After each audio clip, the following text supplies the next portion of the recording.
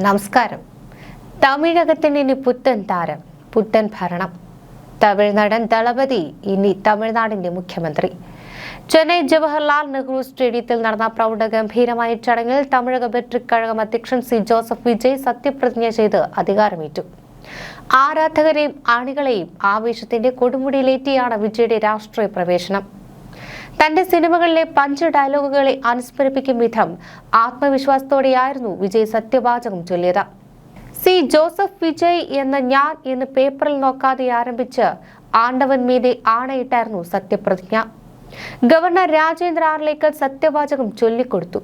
ചടങ്ങിൽ പ്രതിപക്ഷ നേതാവ് രാഹുൽ ഗാന്ധി ഉൾപ്പെടെയുള്ള ദേശീയ നേതാക്കളുടെ സാന്നിധ്യം ശ്രദ്ധേയമായി. വിജയുടെ കുടുംബാംഗങ്ങളും തെന്നിന്ത്യൻ സിനിമാ ലോകത്തെ പ്രമുഖരും ഈ ചരിത്ര നിമിഷത്തിന് സാക്ഷ്യം വഹിക്കുവാൻ ചെന്നൈയിലെത്തിയിരുന്നു. തമിഴ്നാടിന്റെ രാഷ്ട്രീയ ചരിത്രത്തിൽ ഒരു യുഗത്തിന്റെ അന്ത്യവും പുതിയൊരു യുഗത്തിന്റെ തുടക്കവുമാണ് ഇന്ന് ചെന്നൈയിൽ കണ്ടത്. DMK AIADMK കുത്തക തകർത്ത വിജയ് അധികാരമേൽക്കുമ്പോൾ അത് വെറുമൊരു ഭരണമാറ്റമല്ല. ആരാധകർ വിളിച്ചിരുന്ന ദളപതി ഇന്ന് ഔദ്യോഗികമായിട്ടാണ് തമിഴ്നാടിന്റെ മുഖ്യമന്ത്രിയായത്. പൊളിറ്റിക്കൽ കൺസൾട്ടന്റ് ആയിരുന്ന സെൽവി എസ് കീർത്തനെ പോലുള്ള യുവ പ്രതിഭകളെ മന്ത്രിസഭയിൽ ഉൾപ്പെടുത്തിയത് വഴി തന്റെ ഭരണവികസനത്തിലും മാറ്റത്തിലും അധിഷ്ഠിതമായിരിക്കുമെന്ന് വിജയ് സൂചന നൽകുന്നു. കോൺഗ്രസ് പിന്തുണയോടെ 120 സീറ്റുകൾ നേടിയാണ് സർക്കാർ രൂപീകരിച്ചിരിക്കുന്നത്. നിയമസഭയിൽ വിശ്വാസ വോട്ട് നേടിയ ശേഷം മാത്രമേ സഖ്യകക്ഷിയായ കോൺഗ്രസ് മന്ത്രിസഭയിൽ അംഗമാവുകയുള്ളൂ. സിനിമാ സ്ക്രീനിലെ പഞ്ച് ഡയലോഗുകൾ പോലെ തന്നെ വ്യക്തമായ പ്ലാനിങ്ങോട് തന്നെയാണ് വിജയ് മുഖ്യമന്ത്രിയുടെ കസേരയിലേക്ക് നടന്നു കയറുന്നത്. 120 MLA-മാരുടെ പിന്തുണയോടെയാണ് TVK തമിഴ്നാട്ടിൽ സർക്കാർ രൂപീകരിച്ചിരിക്കുന്നത്. വിജയ്ക്കൊപ്പം 9 മന്ത്രിമാരും ഇന്ന് സത്യപ്രതിജ്ഞ ചെയ്ത് ചുമതലയേറ്റു.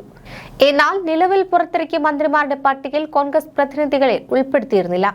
നിയമസഭയിലെ വിശ്വാസ വോട്ടിന് ശേഷം മാത്രമേ കോൺഗ്രസ് മന്ത്രിമാരുടെ കാര്യത്തിൽ അന്തിമ തീരുമാനം ഉണ്ടാവുകയുള്ളൂ എന്നാണ് ലഭിക്കുന്ന വിവരം.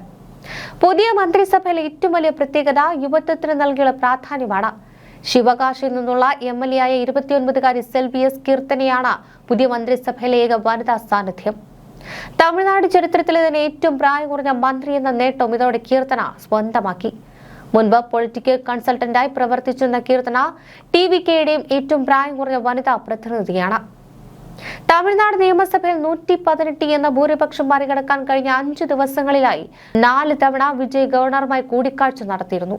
ഒടുവിൽ കോൺഗ്രസിന്റെ 5 MLA-മാരും VCKയുടെ 2 MLA-മാരുടെയും CPIയുടെയും CPIM-ന്റെ മുസ്ലിം ലീഗിന്റെയും 2 വീതം MLA-മാരുടെ പിന്തുണ ലഭിച്ചതോടെയാണ് സത്യപ്രതിജ്ഞയ്ക്ക് ഗവർണർ അനുമതി നൽകിയത്.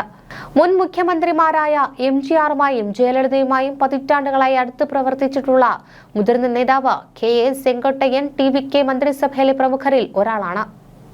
എടപ്പാടി K പളനിസ്വാമിയുടെ നേതൃത്വത്തെ പരസ്യമായി ചോദ്യം ചെയ്യുകയും പുറത്താക്കപ്പെട്ട നേതാക്കളെ തിരികെ കൊണ്ടുവരുന്നതിൽ പാർട്ടി പരാജയപ്പെട്ടതിനെ വിമർശിക്കുകയും ചെയ്തതിനെ തുടർന്ന് AIADMK-യിൽ നിന്ന് പുറത്താക്കപ്പെട്ടയാളാണ് സെങ്കോട്ടയ്യൻ.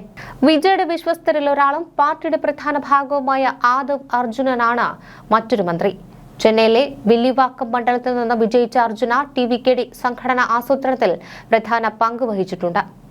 ലോട്ടറി വ്യവസായി സാന്റിയാഗോ മാർട്ടിന്റെ മരുമകൻ കൂടിയാണ് അദ്ദേഹം. മധുരയിലെ തിരുപ്പുറം കുണ്ട്രത്ത് നിന്ന് വിജയിച്ച നിർമ്മൽ കുമാറും വിജയുടെ മന്ത്രിസഭയിലുണ്ട്. മുൻ BJP പ്രവർത്തകനായിരുന്നു നിർമ്മൽ.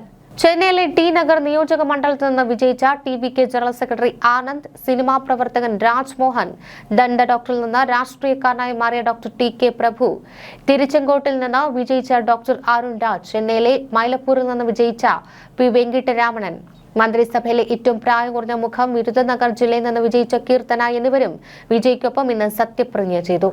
മുഖ്യമന്ത്രി പദവിക്കൊപ്പം ആഭ്യന്തര വകുപ്പുകൾ ഉൾപ്പെടെയുള്ള വകുപ്പുകൾ വിജയ് കൈവശം വയ്ക്കും.